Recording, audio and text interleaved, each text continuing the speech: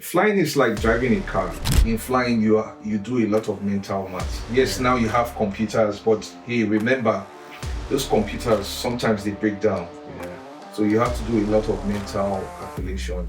I'll say a big kudos to my wife because she's been very supportive from day one. I mean, when we met, I told her, hey, look, I want to become a pilot. Nigerians are not the most patient people when it comes to money matters. So if you can survive that beat, trust me, you can survive anywhere. Interesting, I had to find you. And I found you because from the first time, I think I've chased you for like 1 year, which means I should be grateful I finally did this. But your story is unique because at the end of the day, the idea for people leaving motherland and coming to a different country to find their path, it's always the same story. But I found several milestones you had met on your own journey. One that I didn't feel it would be fair just for me to hear. And for people who haven't met you, what if I met you 15 years ago? What would you have told me your path would have been? Well, 15 years ago, I would have told you that my path was headed in the aviation direction because at the time I already had my private pilot's license, and so I was working towards, or rather saving towards my commercial pilot's license and instrument rating. So I was already headed in that path. So yeah, I would have told you what it was at the time. How did the bank story come about? Okay, I was posted to Cross River State in the year 2000 for my NYC, National Youth Service Corps. Is Nigeria's 1 year mandatory serving parliament? Yes, indeed. And so I was posted to Cross River State, and I was lucky enough to be posted to the state capital, Calabar. And interestingly, I went because at the time I was living with my parents in Delta State, and so I went home, and a friend called me that Citizens Bank was looking for corps members, and so there was a test which was to hold at Aba. 2 days later. So I went, and the requirement for recruitment as corps members was a minimum of second class upper, and I had a second class lower. However, I felt confident that I was going to pass. I mean, anything written, I felt I was going to pass. So I did go. I wrote the test, and I still remember vividly. They said, the lady came and said, if you know you made a 2-1 and above, this way. If you know you made a 2-2 and below, this way. But I stayed with the 2-1. That was stubborn. Yes, and I did write the test, the written part, and I passed. And so I went for about 2 weeks later, I think it was, I went for the oral part of the interview. And the first thing they asked me was, what are you doing here? But I think I would say at the time I was super confident because I really did not want it. So it was just a thing like, let's just, So I told them, I said, well, I'm just here that, look, I wrote the exam and I'm here. And they said, you seem an interesting fellow. I said, well, then now a lady asked me a question, said, it's like you had a car in school. I said, me, car? No, my dad is not that kind of person. My parents are strict, So anyway, she asked me, or someone else asked me if I could work under pressure. I said, well, look, everything in Nigeria is under pressure. From your registration, attending classes, even your clearance to leave school was under stress. So it's not a big deal. And so I was employed or, absorbed as a copper, so to say. Yeah. So for you, working in the bank was one of those steps. Yes, and I'll say a very important step because it did help me in flying school. At the time, in Florida, I was assigned to the most difficult instructor, and a lot of guys and even girls avoided her. But they assigned me to her. But I knew how to manage her. Why? Because I had worked in the bank in Nigeria, and Nigerians are not the most patient people when it comes to money matters. So if you can survive that beat, trust me, you can survive anywhere else. So it did. So for the going back to the instructor, we had a very, very good relationship till date. We're still in touch. So on meeting me for the first time, and you talked about banking, you talked about flight school. Who are you? Okay, I'm on Master Inone. I am a husband, a father. Um, I believe in discipline. I believe in hard work. And I also believe in God. In fact, that should come first because, like it or not, there are certain things we can't do without God sanctioning them. And my story, I think, is one of those that, yeah, I'll say is a miracle. Yeah. Now, do you think because this is 2026, most immigrants get into a new part of the world, and it's hard switching. What was it for you like switching careers? One, what was it like coming into a new country? Where did you switch from banking to becoming a pilot? Okay. I switched. This was 20. I mean, if you want to count when I left the banking industry and started flying commercially, was January of 2013. However, I won't say we're immigrants here because my wife was born here at the time. Perfect. And so it trickled down to the kids. Yeah. And so at the time, we thought it wise to move over here. I mean, to give the kids better education and healthcare and the like. So in that wise, I'll say it was aviation, banking to aviation, and then we moved. We just moved here. We thought it wise to just be here to take advantage. So let's go back to your journey. How were you able to switch from you? There was a plot. There was a plot for you to move from banking to career, to switching careers. How were you able to do it effectively? Because these are two. We're talking about two heavy careers. How was it easy for you? Looking at someone who has that dream and is thinking, okay, I can see him wearing, dressing like a pilot, living the pilot's dream, and maybe I'm stuck here and I earn a living. And I earn a living. Why do I need to? Why was it an important task for you, irrespective of what it's maybe where you were? Yeah.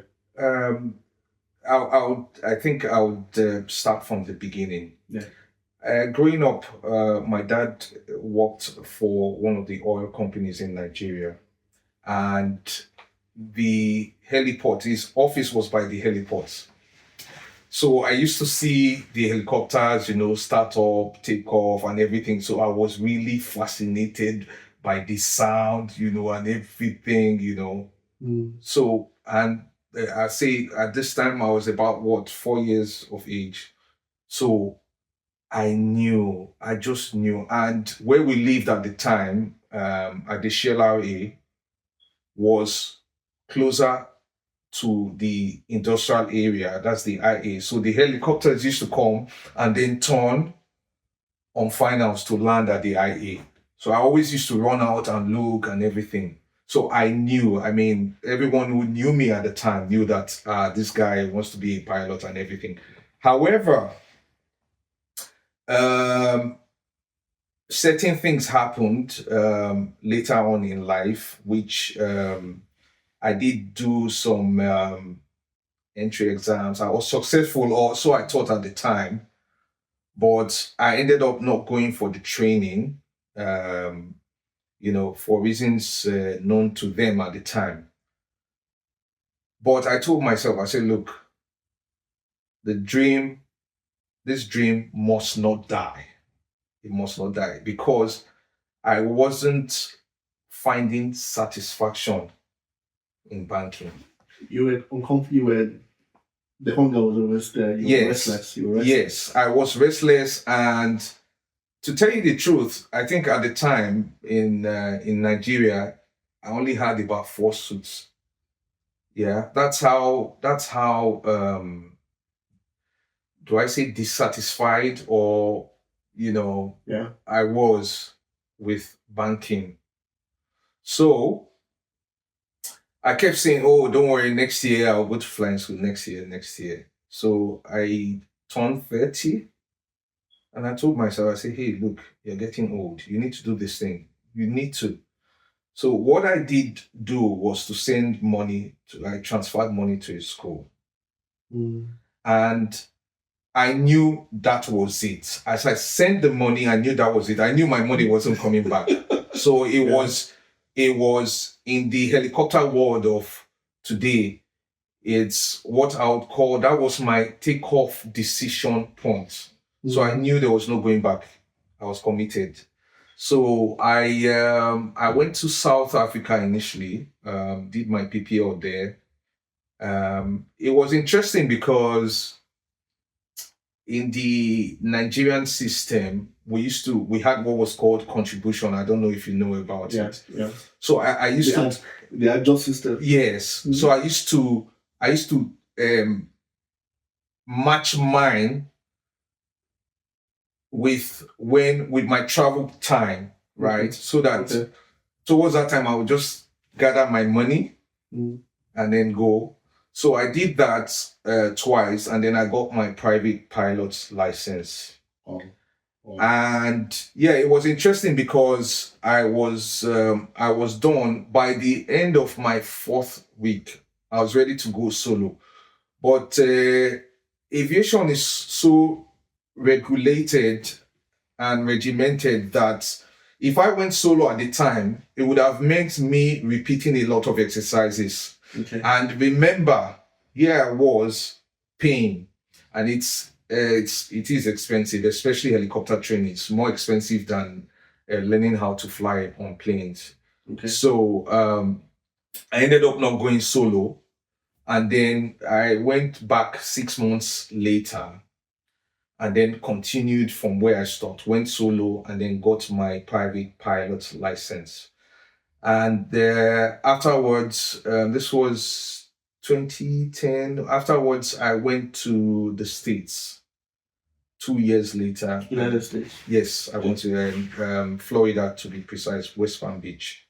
And I obtained my instrument and commercial pilot's license. I was done in 6 weeks for what I thought would take 3 months, 3.5 months. I was done in 6 weeks. So I had to move my ticket forwards or backwards. I don't know. I had to move it. And then return to Nigeria.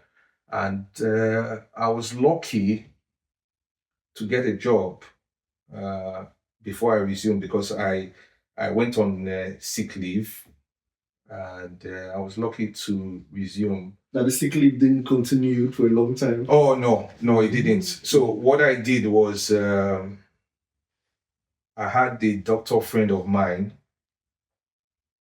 prepare a sick leave report for me, and then I also had a resignation letter. So it was with my wife. The idea was, if these guys don't grant or approve my sick leave, then just change the resignation. However, it was granted, and I was lucky enough to get the job before it elapsed.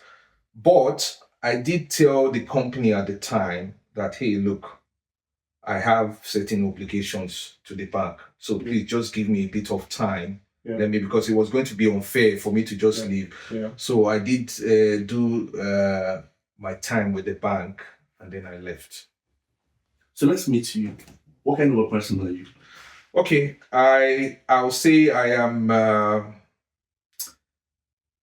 calm fellow. I love nature, and I love things being done the right way. That's me. What's your take on you talk so much about family, and clearly you're grounded in values. How did this part, because clearly when we juggle career and we have family and we have children, the tendency for us to choose one which normally is carry the career more because we feel it's more important, and maybe let the family catch up with us has always been what we've always seen. Very consistent with fathers who are career professionals or mothers who are career professionals. How are you able to juggle this normal life challenge with your own career path, juggling family and career? Okay. First of all, I'll say a big kudos to my wife because she's been very supportive from day one. I mean, when we met, I told her, hey, look, I want to become a pilot. That was before you even went to that part. Yes. It was clear to you were going to. Oh, yes. Yes, indeed it was.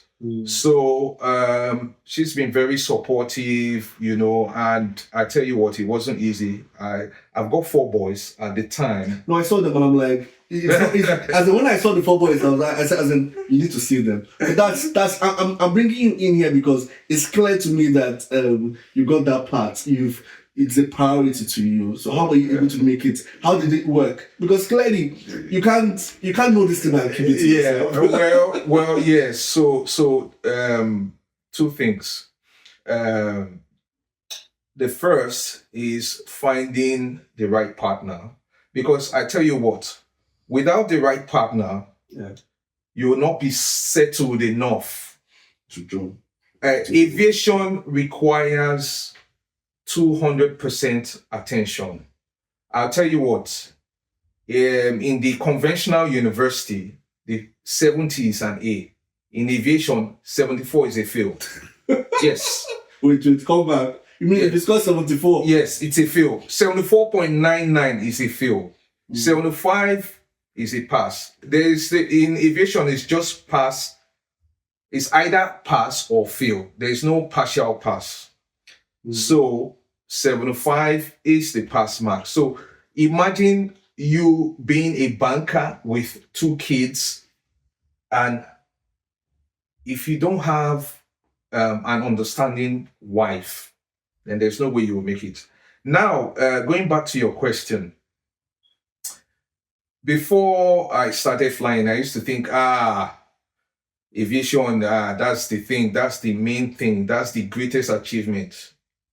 But of course, time changes one's perspective. Yeah. And I've come to realize, or I did realize years ago, that, hey, my family is my greatest achievement and not the career. Interesting. How long did it take you to get to this point? Because some of us get there when something has happened. Well, being away, so as an offshore pilot, for most of the time, we're away from family. So being away from family Gives you more time to reflect. yes, gives you time to reflect. After your flight, you come back, you reflect. You're flying, you see certain things, you reflect, and then it dawns on you that, hey, my family is my greatest achievement and not this career. Now, while we got talking, something came up and I kept asking myself, how do when most people leave their fatherland and come to different countries, United States, United Kingdom, any part of the world, the first thing that suffers is family. How are you able to manage migration? How are you able to juggle career? How are you able to I'm saying this because there's someone also that feels there is no formula around there. But my definition for clearly the reason why I said I had to come also was that you hold family there, and we have many people who the earlier years of traveling was quite difficult for them. What was your own? What made it work for you? Okay, and that's why, if you remember, I said God, there's a God factor in it, which is a major factor. Yeah. Now, when I started flying commercially, they wanted me in Lagos. My bosses then wanted me in Lagos, and I told them that I would rather be sent to Port Harcourt for two reasons. One, family. Two, Port Harcourt. So the same place where my dad's office was, the same heliport was where I was flying in Port Harcourt. So that meant a lot to me. It meant I'd achieved that dream by going back to that same heliport where I sat as a kid and always watched the helicopters depart. So my family was about 2.5 hours away. So what I used to do then was to fly Monday to Friday and then go home, Saturday, return Sunday, sometimes Monday if they have me flying in the afternoon. So that prepared me, that prepared me for this journey. Because by the time we moved over, I was still working in Nigeria. They were already used to the system of me being away for weeks at a time. So it did prepare us for this.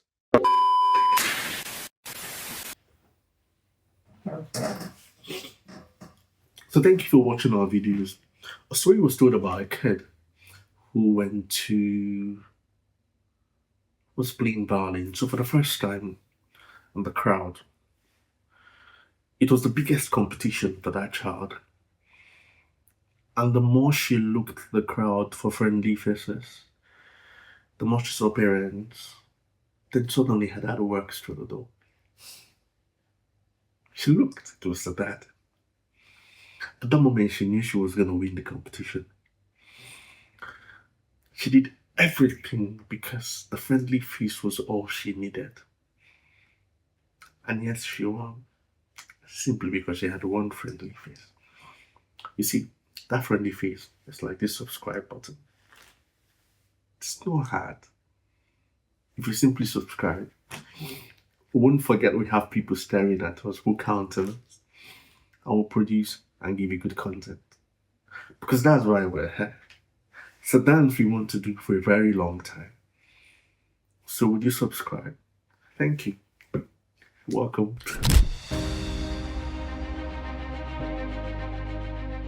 In this keynote, I'll give you practical skills on how to retain and engage Gen Z.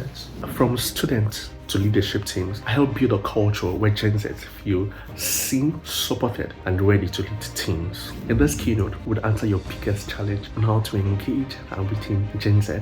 in your organization. We would unpack what actually works for them and how to build trust across generations and turn your culture into competitive advantage. Every time we've had this, the feedback is always the same. From thank you for doing this to we wish we'd started this earlier. And it reminds us of one simple thing: we're not just talking, we're changing mindsets. If you're planning a leadership conference or event and want to turn the generational conversation or generational tension into a talk, then let's talk. I would love to bring this to your audience. Super excited to do this.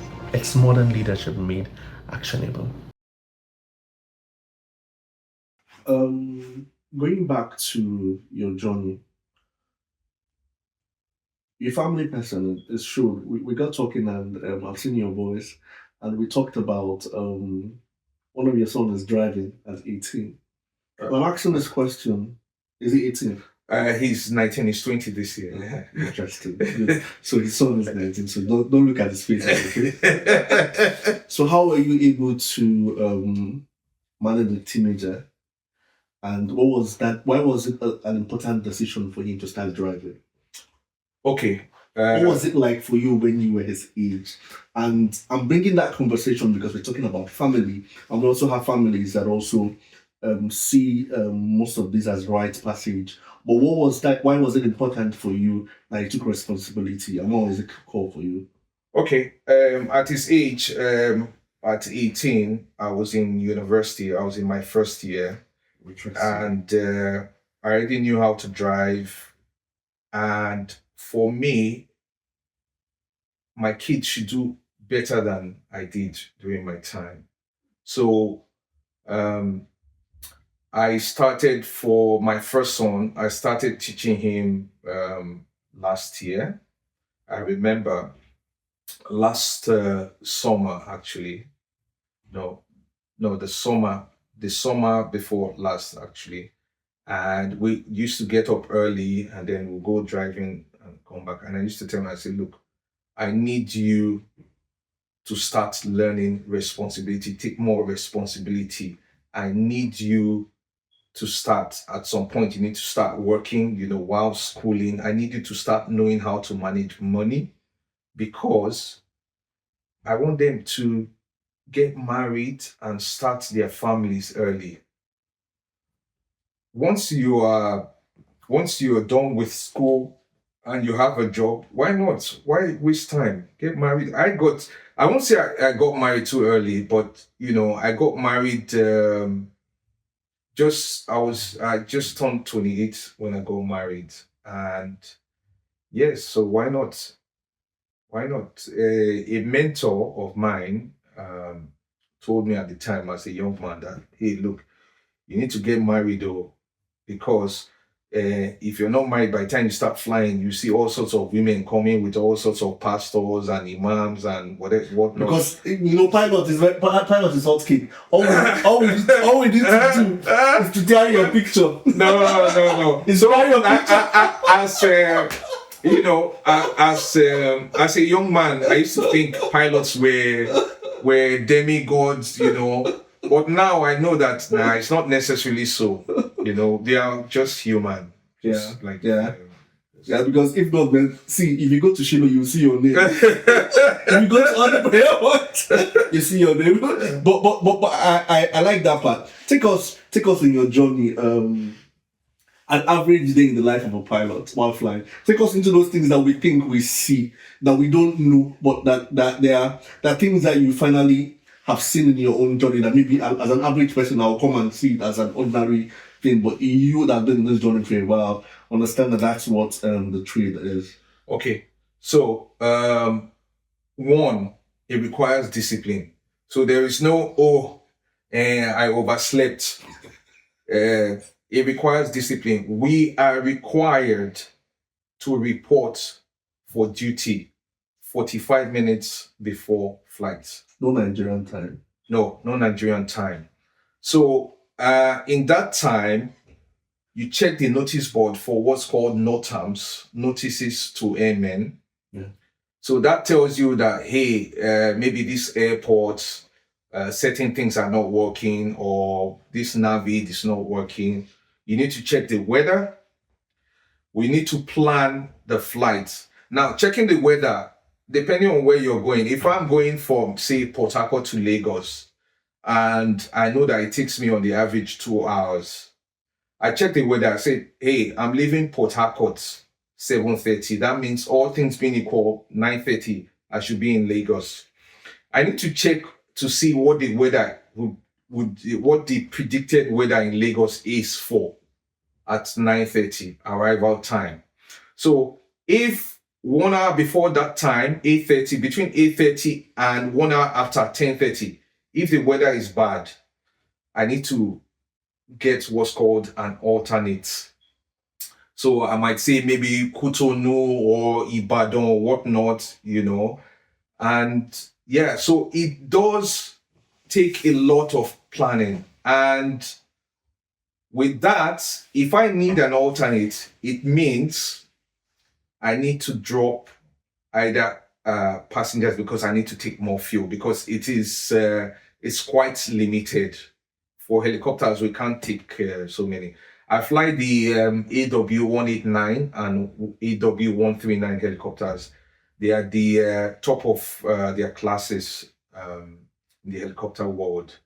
The 189 takes 16 passengers, and the 139 takes 12 passengers. So you can see that it's quite limited. You mean if you take 14, it will show 12?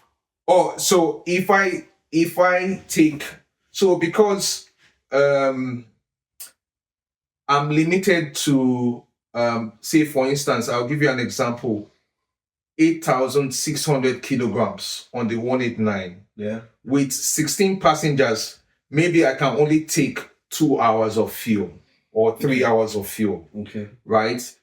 If I need an alternate, it means that I will take more fuel and I will have to drop maybe 2 passengers or 3.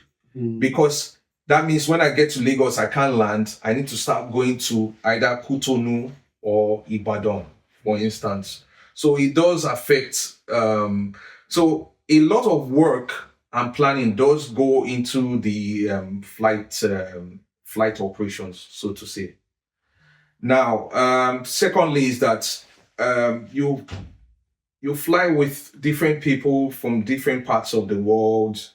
So today it might be, it's fancy to fly on a private jet, and I think it's becoming a new trend for in Nigeria now. And yes, everybody wants to.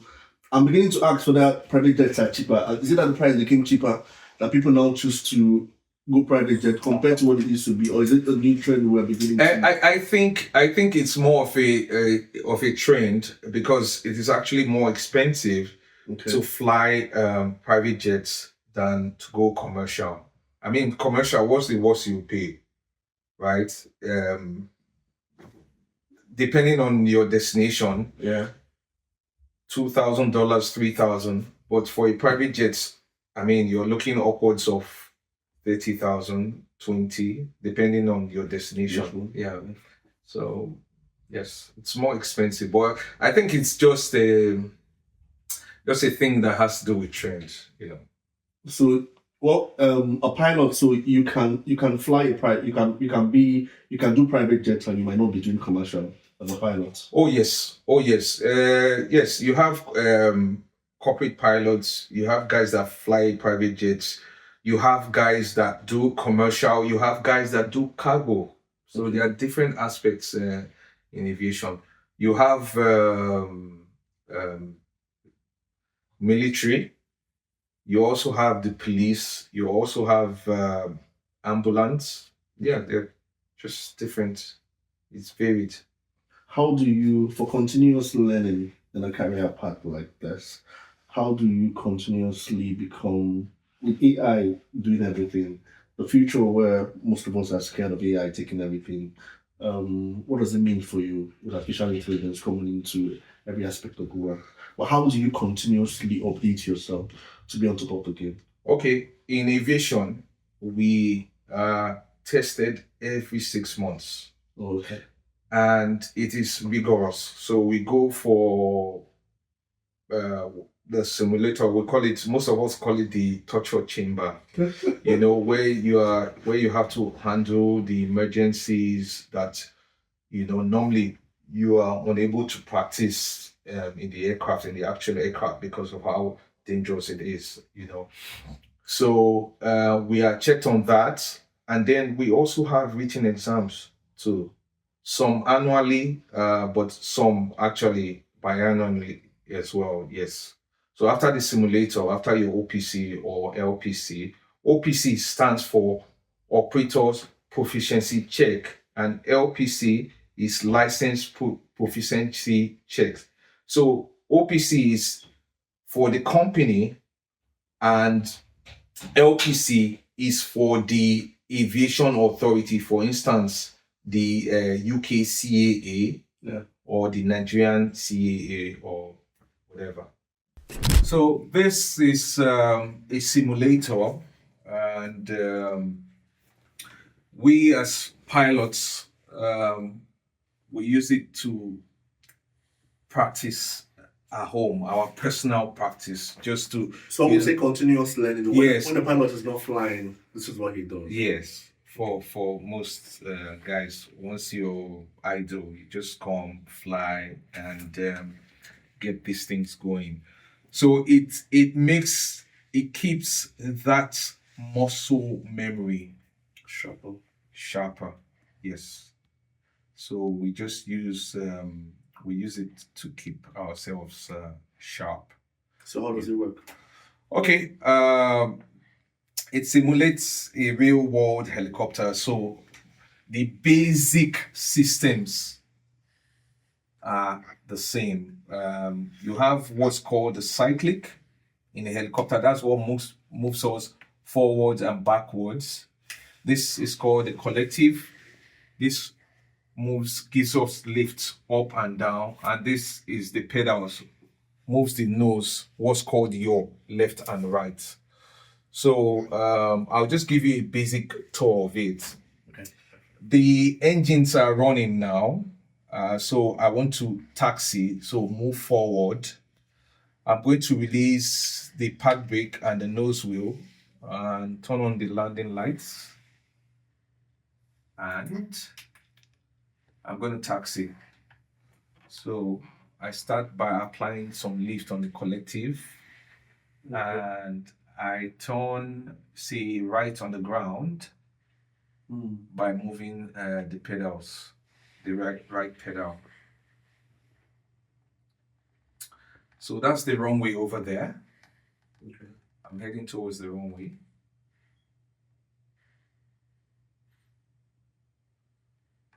This is Lagos, by the way. Oh, okay. Yes. Which of the airports? Local. Oh, okay. Yes. Murtala Mohammed. Mm. So in real life, I will check that there's no, of course, ETC will tell me when to taxi and all that. I check that there's no traffic. Yes, indeed, there's no traffic coming, and I enter the wrong way.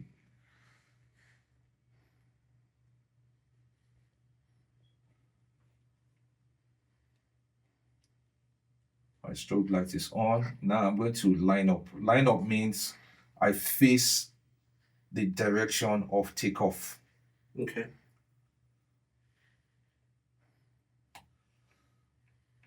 Okay, nose wheel is coming locked. Heading is set, NI is 102. I'm not going to take off. I'm lifting slowly. Everything is done really slow. How many passengers is this private? This is the 139, so it takes 12. Oh, okay. Yeah. And take it off.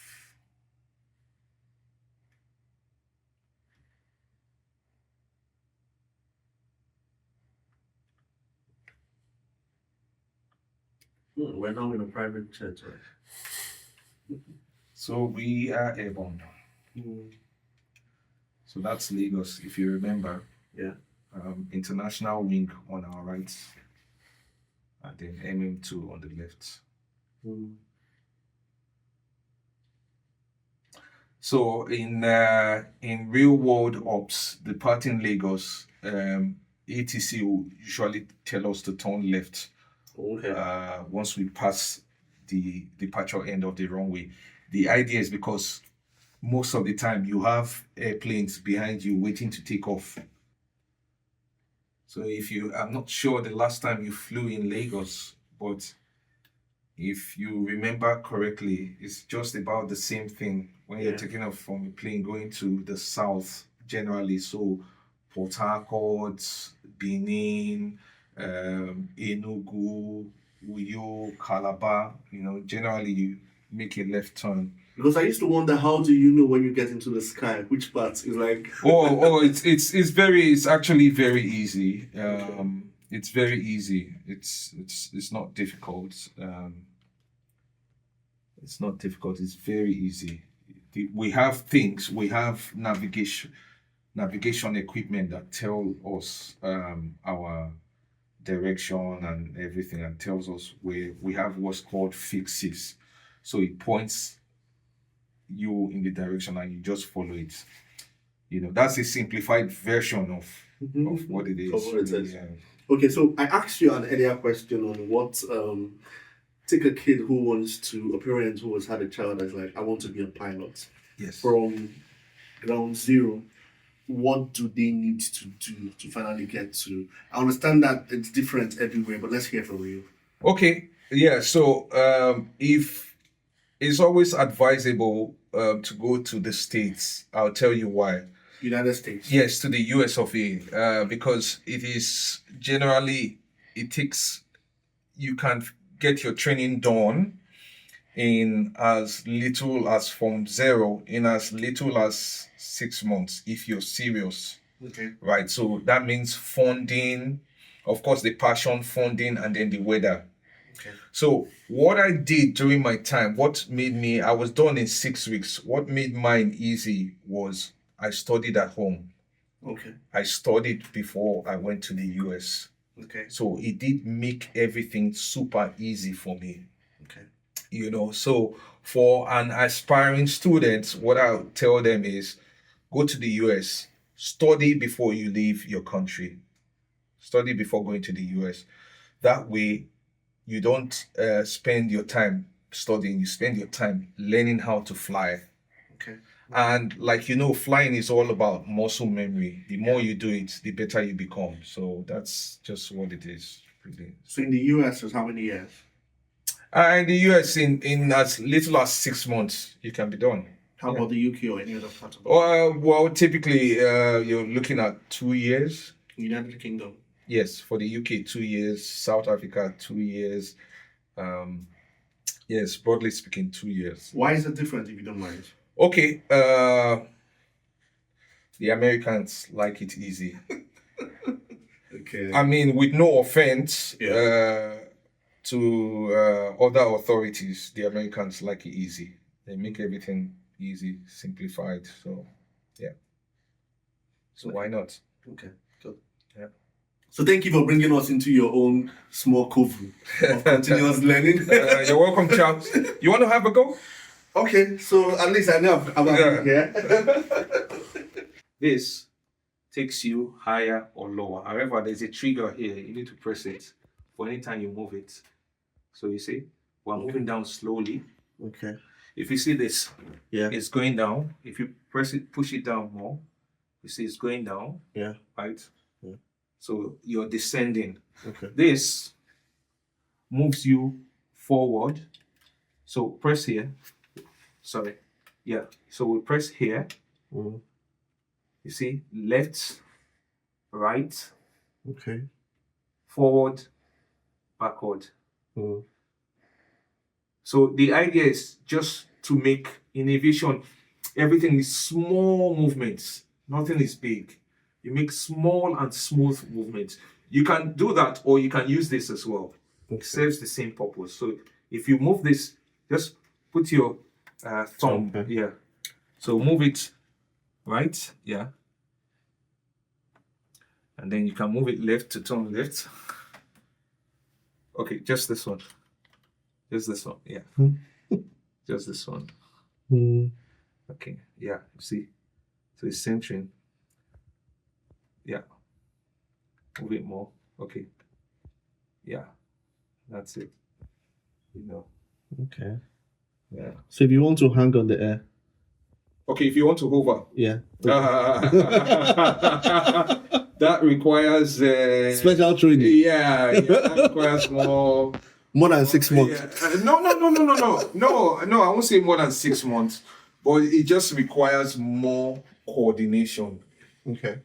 More coordination because you're now looking at the Newton's third law, and a lot of things come into play. So yeah. So I want to give you a challenge, Charles. Okay. I need you to land in Lagos. Oh, take me back to Lagos, Charles. Okay, Lagos is left or right? You see why it's good to have good memory? So, if you remember, okay, we took off, went south, and then we went east. Okay, I'll just help you out here. It's easy, nothing to worry about. We are relaxed. Relax. So we can either do it this way, or the other way would be to press this and then just center it back. But this is usually smoother. So just left. Yes, left. So over here, we have Lagos as well. That's Lagos there. Okay. So what that's telling us is Lagos is behind us. Oh, okay. Yeah. So your aircraft is turning. Okay, for it to move that way, press this. Press this. Yeah. Now move it. You see it? Yeah. Okay, we're descending. We're descending. Mayday. So what happens in Mayday? Okay, Mayday is used to signify emergencies. Okay. So meaning we need to land immediately. Yeah. Yeah, good. You're getting it. Yeah. Good. No, indeed, you're getting it. So Lagos is there. So if we just turn, so the other direction. Yeah. Yep. But we're descending. Okay. Okay, so we'll pull this a bit and then we'll pitch back a bit. Yep, good. Watch how I almost took you away from it. Yeah. That's it. Okay, we'll just reduce power a bit.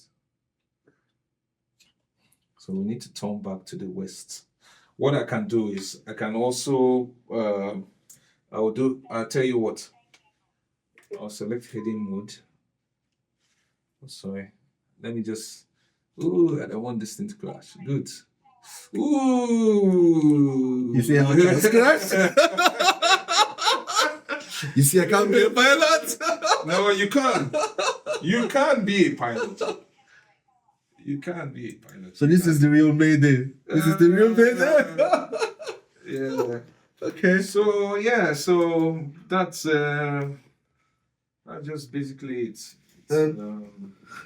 Nice. Thank you for bringing me into your world. You're welcome, Charles. So I'm a kid out there. I've listened to you. I want to be a pilot. As in, I've had that dream of becoming a pilot, but I don't know how to go about it. Okay. How do I start? Easy. You start the way I started. And I'll tell you, when I finished my JS3 exams, I went to the Port Harcourt Shelai heliport and I went to ask a pilot then. And I told him, hey, I want to become a pilot and what subjects do I need to do? And he told me. And so I did that. I followed it through. Which of the subjects? Okay, maths, physics, chemistry, geography, biology. So sciences. So you mean there's no hiding for anyone that thinks they don't like maths? Oh no, there's no hiding because in flying you do a lot of mental maths. Yes, now you have computers, but hey, remember those computers sometimes they break down. Yeah. So you have to do a lot of mental calculation. Really, it's nothing too difficult. It's just basic arithmetic, really, in my opinion. So nothing too difficult, but you need a sound mind. You need to be able to analyze things and to think ahead. Okay, this I can see the cloud is moving this way. By the time I get there, at this speed, where do I think it will be? So just basic stuff like that. I mean, I used to imagine, the first time we went into cloud, I was like, you mean you people will enter here? How was that world for you? And I'm asking this question because there are several things we don't see that you people see. How is that world for you where all your life is flying? And I know these days we have lesser conversations about accidents, but did it ever occur to you one day that this is also a part that is scary, like every career path? Well, yes. I mean, I've had incidents like that where, I went home and I was thinking, oh dear, However, we are trained. Yeah. So, like I said earlier, every 6 months we go for simulator training and checks, and those things actually reinforce the training. Yeah. They prepare you,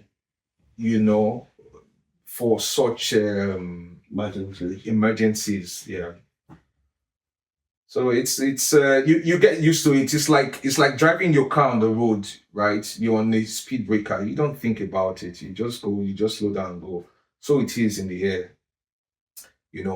As much as possible, we try to avoid flying into weather. But like in Nigeria, especially in the south, there's plenty of weather. So if you have to avoid every cloud or every thunderstorm you see, then you're not going to get the job done. So what we usually do is just to slow down. We'll make sure we have enough fuel. We slow down, and then we try to circumnavigate, around. I think there's a special skill for Nigerian pilots, because somehow I think that's what you're trying. There was a time when we had several, the aviation industry in Nigeria was a mess, and we always had plane crashes, and it doesn't take, after a couple of, and this is not me being, after a while the airline changes the name and comes up. Yeah, it comes up, yeah. But the question I kept asking those days were, who were the pilots?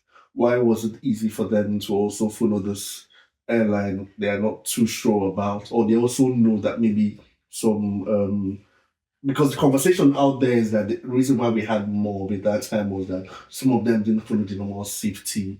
That it was not something that was evil in quote. That most of them, there were safety issues that were missed, really.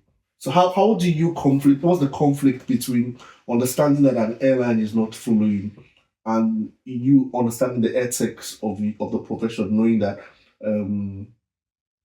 some have to do it because they have to do it for money, and while some have to refuse to do it because it doesn't work, it's not ethical of them.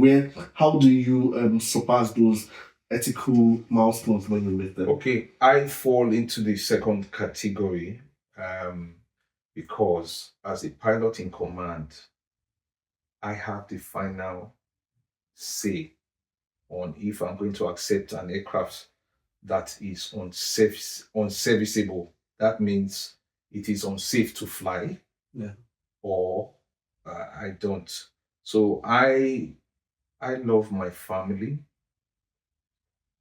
I don't want my license to be withheld by the authority, because if anything happens, any emergency, I will be held. I'll be the first guy to be held down. Why did you accept this aircraft knowing that it was unsafe or unfit to fly? So it's up to each individual. However, as trained professionals, we don't accept unsafe aircraft. We never accept unsafe aircraft. So as pilots, we are trained not to accept unserviceable aircraft. So it's just what it is. We have laws and regulations backing us up on that. So really, there's usually nothing to be afraid of when it comes to that. So back to we started a conversation about a kid that has listened to you or lost the color of your clothes. I want to fly, as his dad and mom has told him, what do you want? I want to be a pilot. And jokes apart, I've come to see, the funny part, I've seen kids in the UK here where I ask them, what do you want to be? And they say bus driver. And at first I felt like slapping them, but I understood that was reality. It's what's common. What do you want to be? Bus driver. What do you want to be? And it was funny. I said, you see, back in Africa, back in Nigeria, are some professions that you would never see, even if it's here. As in, you have to tell them the three doctor, pilot, engineer, and everybody's happy until your eyes is clear. Yeah. But it got clearer that the only reason why a kid will say that is because that's what they're exposed to. That's what they know. So for a kid that maybe likes the color of your clothes or likes airlines, what do you think? And I've said, one, if you don't like maths, forget it. Don't get carried away that AI will solve your problem. You have to go back to maths. So what is that step for you, for them to finally get there? Okay. Yeah, like I said earlier, the sciences and then the health. Aviation is so highly regulated that you can pass your sciences, have the money, have the passion, or if you don't have the health, then that becomes a barrier. By health, I mean you must have your eyesight should be able to be corrected to 20/20 vision. It doesn't mean you must have 20/20 vision, but it should be able to be corrected. I use glasses now to read the small characters. Okay. Right. I don't wear glasses, but if I have to fly, and use charts and stuff, then I wear my glasses. That's one. They check your hearing, your heart, back to your eyes, color vision and everything. Because without your hearing, for instance, your balance becomes affected. Yeah. And if your balance is affected, then you can't really operate an aircraft, especially in bad weather, in weather where you can't see the horizon. That becomes a problem.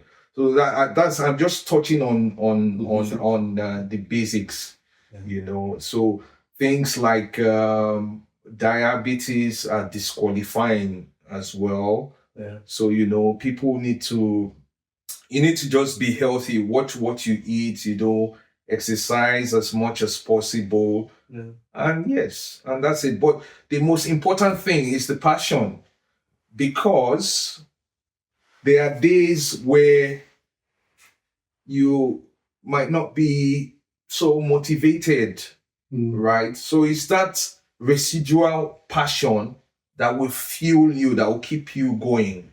So the passion is very key. It's good you brought up the passion conversation. We live in an era where, so these are 3 conversations, and it could also be right. And an era where we tell you, follow your passion, and an era where we tell you, do what works. Now, the conflict is always when at the moment passion cannot be converted to solve everyday problem. But I like this part you're coming in. We're saying what passion does for you is that at those days where you get tired, which you would see in the best profession, that passion is the only thing that drives you. Yes. So when we say follow your passion, it's not that we say follow it recklessly. It's that so that when it comes to days like this, when you're tired, there's something that makes you, because someone said if Monday morning still reaches and you don't want to go to job, change that job. Why? Because Monday morning you're meant to be excited. You're meant to be excited. If you go to that state of Monday, you're not excited to go to work, and you're saying you're tired, there's something wrong. Yeah. Flying is like driving a car, right? If you remember back to when you just started, I'm sure you're excited before this, but after a while, I beg, it's just what it is. It's just what it is. And sometimes you fly with people that are not so, I want to be careful with my words here. People that are not so accommodating. Yeah. Right? There are some people You know, they are grouchy. Some people are, and you're just like, oh no. Mm. So you need that passion. The passion is what keeps you going. Yeah. So it's very important that the passion is there, takes the larger share of the pie. For you, at the end of your journey, what's your biggest? You've told me that family comes first for you, but what would you want your sons to say about their dad, and what is because um subconsciously, they're also watching. So what would you want? What's very important to you that drives you, that irrespective of where you are, you want your son to look back and say, this is what my dad helped me do. I would say integrity. Okay. Yeah, because for me that's very key. I've integrity and compassion, being human and humane. Help people where possible and do the right thing. That's for me. That's what I want to be remembered for. That's what I want my legacy to be. Um, some of my mentors back in the day told me to pass it forward. Yeah. And that's what I'm trying to do. I've helped some people who are pilots today. Some are flying commercially. Some are under training. Yeah. And so yes, I get excited when I see kids as well have that passion that I had as a kid. I always see myself in them, so it gets me excited. Are you planning on anything for the kids? Are you planning on things for what do you do for people that want to follow this path? Because I'm very sure that they will follow you in your church. They'll follow you everywhere you go to. Yeah. Yes. So I also have a group of young men that I teach basic aerodynamics and stuff about aircraft, helicopters specifically, because that's what I majored in. And it's not only about the aerodynamics and whatnot. I teach them stuff about life, about doing the right thing. It will take you places. Let them say, Charles, I know Charles. Charles is a good guy, dependable. That is, for me, that's more important than being known as a pilot. No. So who are you without all the labels? Without all the labels, I would say pilots, banker, all those labels. Good. Well, without those labels, I would say I am just a guy who tries to do the right thing. That's what it will interest you to know, that I still have the phone number, my MTN phone number from 2002, still the same phone number. People say that's how you know real people. Yeah, so they don't take their phone numbers. So for me, for me, it's important that we are seen, not just by others, but even ourselves, to do the right thing. That's very key. Yeah. No, it's important. I've seen the role of most times we don't know, people watch us and people shadow us. The fact that I remember I watched one of the pilot stories that still rings in my head is that there's a Washington. Okay. Yeah. Plane. Yeah. And in the interesting part of someone asked me to watch it 3 times. Yeah. And the first time I had a perception. It's a watch it again, and the 3rd time I understood one thing, irrespective of the fact that Denzel was drunk or he drinks, there was still, it wasn't, he understood the job. Yeah. So what he was teaching me there was, he said, see, what's your first verdict about the pilot? He was drunk and everything about him, so watch it the second time. He said, at the end of the day, let it be said that you know your job. Yes. And at the end of the day, Denzel knew his job. Knew his job. Irrespective of the fact that everything happened around him. And I think that's what career is. That's what most of us forget when we do this job, that people are also watching us. Yes. And people also want to see he knows what he's doing. Yes. He knows it. And for you, I'm saying thank you for shining your own light and sharing your time with us. It feels good also meeting someone that understands what these things are. And there's always a gift I give to people. But now I've come to your house. I don't know if I have the gift, but let me check whether I have the gift. 1 minute.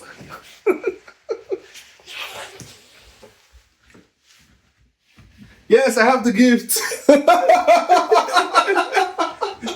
So it's a coconut. Thank you, Charles. So the idea is we all have coconuts to break, and coconut is symbolic. People will laugh there, but coconut to UK. So the idea is that there's a coconut we must always break. It's hard, but when we break it, it's very personal. So for you, you're on your own journey. As you keep breaking it and doing the things you have to do, I'll say keep doing what you're doing. And thank you for your time. Thank you, Charles. Thank you. So this is where we say thank you. And don't fail to subscribe and watch this edition. This edition was quite interesting because I had to come to his house to hear this part. A pilot doesn't stay very long. A pilot comes once in a while. So coming to him was important because we understood that there was someone out there that needed to hear the story. So share to us your most inspiring moments in this.